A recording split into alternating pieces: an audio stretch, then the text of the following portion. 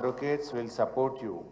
ఎందుకంటే ఆయన తమ్ముడికేమో నోటీస్ ఇచ్చి కోర్టుకు వెళ్ళి స్టే తెచ్చుకోవడానికి 45 రోజులు టైం ఇచ్చారు.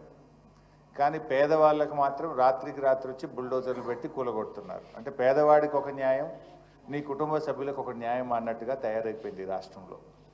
అందువల్ల మా లీగల్ సెల్ అడ్వకేట్స్ కూడా, ఎందుకంటే మీరందరూ మాట్లాడుతుంటే మేము విన్నాం, మీకు రిజిస్ట్రేషన్ ఆఫీస్లో ల్యాండ్ రిజిస్టర్ అయ్యి కొనుక్కున్నారు, కష్టార్జితం డబ్బులతో కొనుక్కున్నారు. మున్సిపాలిటీకి వెళ్ళి అప్లై చేస్తే ఫీజు తీసుకొని మున్సిపల్ పర్మిషన్ ఇచ్చారు. తర్వాత మీరు ఇల్లు కట్టుకోవడానికి బ్యాంకుకు వెళితే ఆ డాక్యుమెంట్స్ పరిశీలించి బ్యాంకు మీకు లోన్ ఇచ్చింది. ఇల్లు కట్టుకున్న తర్వాత మున్సిపల్ ట్యాక్స్ కడుతున్నారు, విద్యుత్ కనెక్షన్ తీసుకొని బిల్లు కడుతున్నారు, వాటర్ కనెక్షన్ తీసుకొని బిల్లు కడుతున్నారు. అన్నీ కూడా ప్రభుత్వమే. మీకు ప్రభుత్వాలు మారచ్చు, ఒకప్పుడు కాంగ్రెస్ ఉండొచ్చు, మధ్యలో తెలుగుదేశం ఉండొచ్చు, తర్వాత బీఆర్ఎస్ ఉండొచ్చు, తర్వాత కాంగ్రెస్ ఉండొచ్చు. Government is a continuous process. A government అయినా కొత్త నిర్ణయాలు తీసుకుంటే అది ప్రాస్పెక్టివ్ ఉండాలి తప్ప రెట్రాస్పెక్టివ్ ఉండకూడదు. మరి గతంలో మీ కాంగ్రెస్ ప్రభుత్వం అధికారంలో ఉన్నప్పుడు 1993లో కూడా ఇల్లు కట్టుకున్నామని ఒక సోదరిమని చెప్పింది. మరి అప్పుడు కాంగ్రెస్ గవర్నమెంటే ఉంది కదా, అంతకుముందు నువ్వు ఉన్న తెలుగుదేశం ప్రభుత్వమే ఉంది కదా.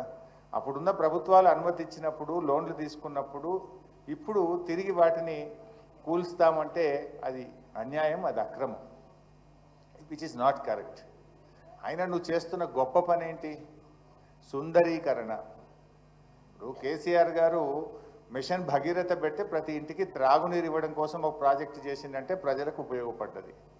లేదు, ఒక కాళేశ్వరం ప్రాజెక్టు కడితే కొన్ని లక్షల ఎకరాలకు త్రాగునీరు, సాగునీరు అంది కొన్ని లక్షల రైతుల కుటుంబాలకు మేలు జరిగింది. నువ్వు ఏంటి ఇప్పుడు మూసీలో గోదావరి నీళ్లు బారిస్తా అంటే నువ్వు పారించేది గోదావరి నీళ్లు కాదు ఈ చెల్లి అన్నట్టు ఈ పేద మధ్యతరగతి ప్రజల రక్తం బారించేటువంటి ప్రయత్నం చేస్తున్నావు.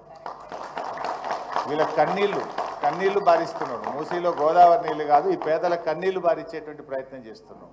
నీ హైడ్రా అంటే ఓ హైడ్రోజన్ బాంబులాగా అయిపోయింది, ఎవరికి నిద్ర లేకుండా అయిపోయింది.